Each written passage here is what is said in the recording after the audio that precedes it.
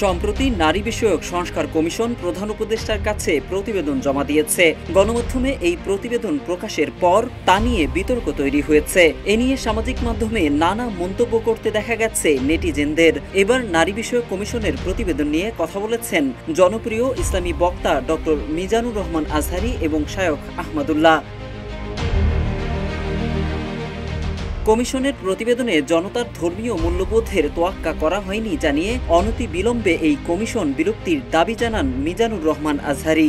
তিনি লেখেন, সংখ্যাগরিষ্ঠ জনগণের ধর্মীয় মূল্যবোধের বিরোধিতার নাম সংস্কার নয়। সুপারিশসমূহে অন্যান্য বিষয়ের সঙ্গে বিয়ে, তালাক, উত্তরাধিকার ও ভরণ পোষণের মতো ধর্মীয় নীতি অনুসরণকারী আইনগুলোর ওপর আনা হয়েছে সংস্কার প্রস্তাবনা। মুসলিম, হিন্দু ও খ্রিস্টান ধর্মে স্বতন্ত্র পারিবারিক আইন থাকলেও প্রস্তাব এসেছে একটি অভিন্ন পারিবারিক আইন তৈরির। যুক্তি হিসেবে দাবি করা হয়েছে, ধর্মভিত্তিক পারিবারিক আইনে নারীর প্রতি বৈষম্য বিদ্যমান।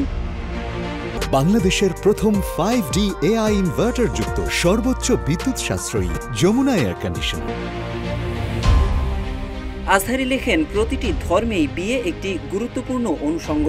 বিয়ের মাধ্যমে দুজন নারী পুরুষের মাঝে গড়ে ওঠে পবিত্র বন্ধন। তবে সমাজ ও বাস্তবতা বিবর্জিত একটি বিশেষ শ্রেণী বৈবাহিক সম্পর্কের মাঝেও ধর্ষণের গন্ধ খুঁজে পান। তথাকথিত ব্যক্তি স্বাধীনতার নামে তারা স্বামী স্ত্রীর সহজাত খুনসুটিকে দেখানোর চেষ্টা করেন বৈবাহিক ধর্ষণ হিসেবে। মূলত আবহমান কাল ধরে চলে আসা এ দেশের পারিবারিক কাঠামো ও ঐতিহ্যকে ভেঙে চুরমার করে ফেলাই এই শ্রেণীটির উদ্দেশ্য।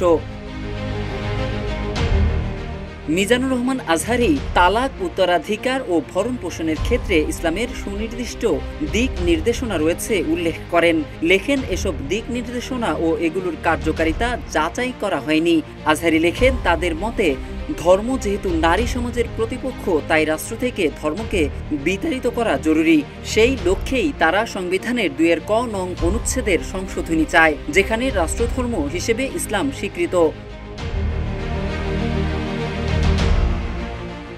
সংবিধানের 18(2) অনুচ্ছেদে পতিতাবৃত্তি নিষিদ্ধ হলেও কমিশন সেটি মানতে নারাজ বলে মন্তব্য করেন এই জনপ্রিয় ইসলামী বক্তা। তিনি লেখেন, বেশ্যাবৃত্তিকে তারা পেশা হিসেবে মূল্যায়ন করতে চায়, অথচ বেশ্যাবৃত্তি হচ্ছে নারীত্বের সর্বোচ্চ অপমান। কমিশনের অন্যান্য অসঙ্গতি তুলে ধরার পাশাপাশি ডক্টর মিজানুর রহমান আজহারী নীতি আদর্শ বিবর্জিত, সমাজ বিধ্বংসী এসব প্রস্তাবনা এদেশের জনসাধারণ কেউ মেনে নেবে না বলেও মন্তব্য করেন।